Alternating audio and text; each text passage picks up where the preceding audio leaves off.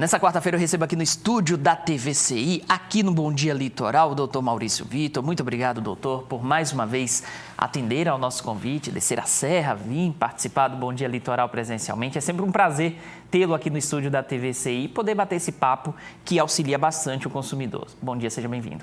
Bom dia, Pierre. Obrigado mais uma vez. Obrigado à equipe, aos nossos telespectadores. É um prazer estar aqui também.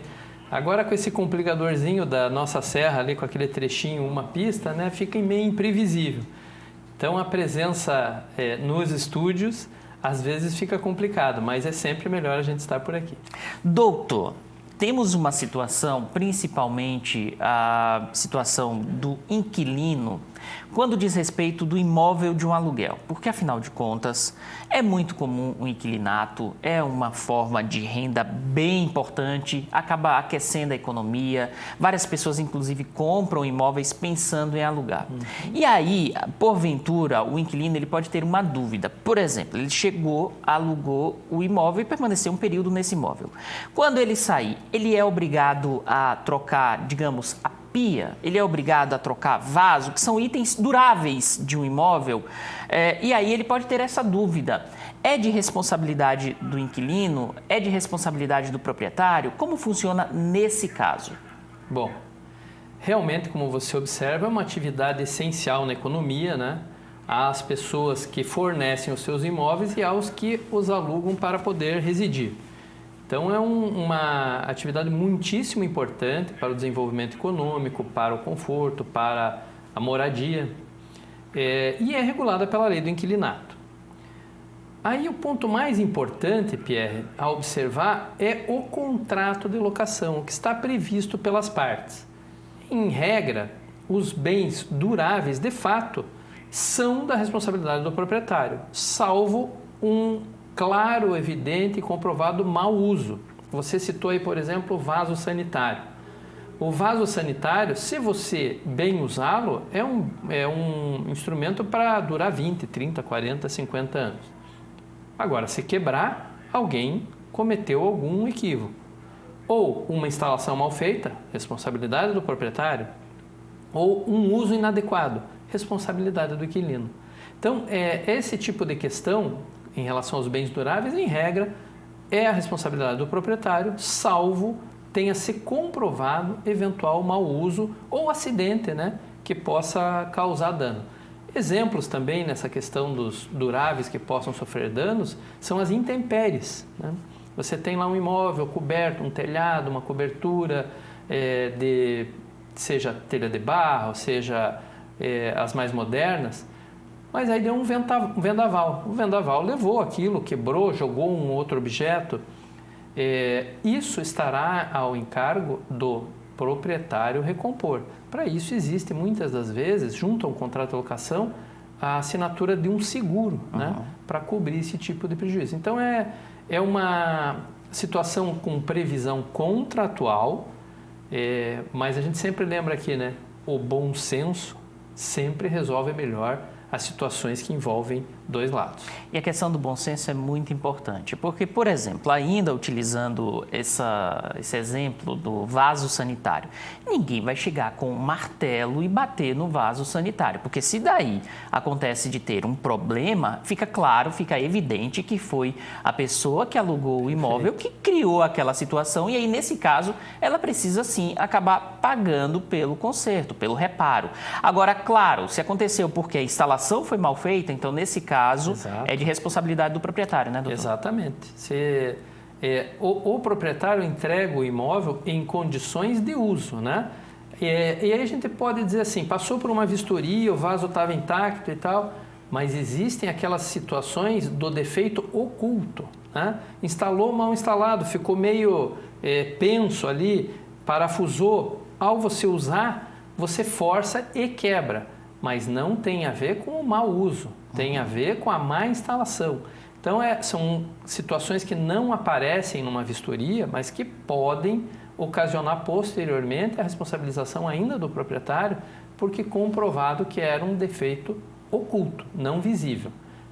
Há também a questão dos não duráveis, né? Aqueles bens que vão se deteriorar com o tempo. Falando do vaso, vamos falar do assento, né? Também vai aí a questão do bom senso. Você recebeu o imóvel, está lá na vistoria, assento em boas condições, né? Ou novo, não raro, né? Novo, às vezes não é, mas está lá, novo.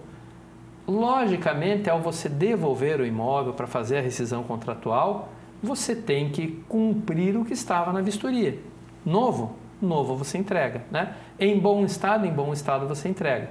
Daí pode haver controvérsia. O que é bom estado para você, o que é bom estado para mim, né? Eu usei, ele ficou mais usado, aí o proprietário pode dizer, não, isso aí para mim não é bom estado, então quero que troque. Mais uma vez, para não se estabelecer uma discussão inútil, né? Vamos lá, você usou o imóvel, ficou morando lá 1 ano, 2, 3.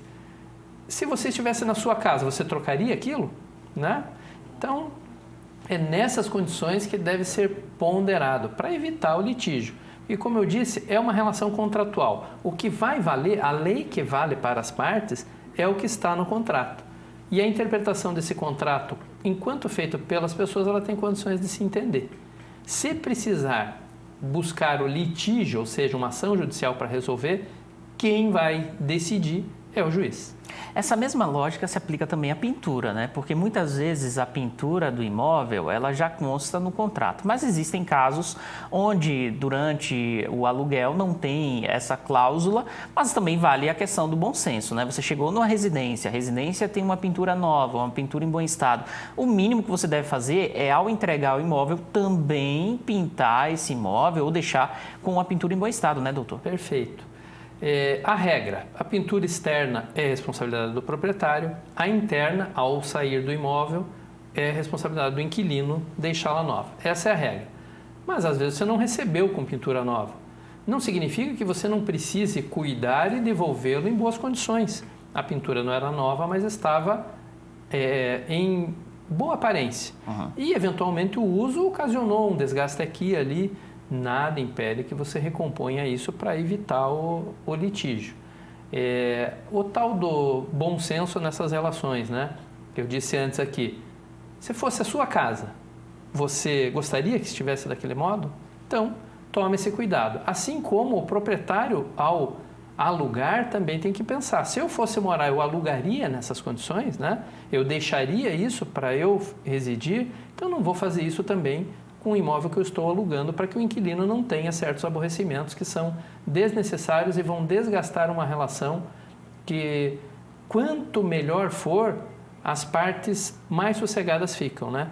E envolve aí o bem de alguém e a moradia de outrem. São duas questões muito importantes. Doutor, uma imobiliária que conta com vários apartamentos ou é proprietária de todos esses apartamentos e só aluga. Existem alguns casos assim. Essa imobiliária, ela pode criar um padrão de pintura, por exemplo. Ela pode estabelecer que somente a tinta tal, somente a pintura tal, somente o pintor X ou o pintor Y que podem realizar essa melhoria ao entregar o imóvel. É possível criar um padrão que seja cobrado pela imobiliária? Então, como eu disse anteriormente, trata-se de uma relação contratual. Então, quem alugou pode fazer esse tipo de exigência, né? A empresa que alugou o imóvel pode fazer constar já em contrato, em vistoria, tudo aquilo que ela entende que deva acontecer e como deva acontecer, inclusive esses pontos que você menciona. Eu exijo tinta de tal marca, os pintores são essas 2 ou 3 opções, e tem que ser nesse padrão, inclusive já vir estabelecido previamente, com fotos, com gráficos, com demonstrativos. Vai de quem está alugando aceitar ou não aquele padrão contratual, porque é livre vontade das partes a contratação. Você pode dizer, pois mas se a pessoa está precisando, muitas das vezes ela não tem como discutir muito e tem que alugar. Pois aí é uma questão de mercado. Se não há uma grande oferta de imóveis, vai naturalmente ocasionar uma exigência maior de alguém em que outrem não pode sequer fazer uma grande escolha, mas ele estará sujeito ao contrato. Evidente que, mais uma vez, o bom senso deve prevalecer. Tudo aquilo quanto for abusivo, ou a pessoa entender abusivo, ela pode sim discutir junto ao judiciário. Daí pode procurar o juizado especial ou uma vara civil normal e discutir aquela cláusula quando ela for sair. Se ela se viu premida na necessidade de assinar um contrato em que ela entendia que havia abuso. Doutor, muito obrigado pela participação no Bom Dia Litoral dessa quarta-feira. É sempre um prazer enorme tê-lo aqui no estúdio ou tê-lo de forma virtual, porque afinal de contas o que importa é o conhecimento que é repassado para o consumidor, para todos nós, porque eu sou um consumidor também, o pessoal de casa é consumidor. Então, muito obrigado pela participação e até a próxima semana. Todos nós, né, somos consumidores, então eu é que agradeço, é sempre um prazer estar por aqui, especialmente podendo vir ao estúdio. Agradeço a toda a nossa equipe aí, eu sempre o atendimento e a possibilidade de, às vezes, não estando aqui, a gente conseguir fazer, né, o online. E agradecemos aos nossos telespectadores, esperando sempre, Pierre, poder trazer aqui informações que lhes sejam úteis, lembrando sempre, o mercado de consumo depende de nós. Nós temos que saber fazer valer os nossos direitos e cumprir com os nossos deveres. Um abraço, doutor.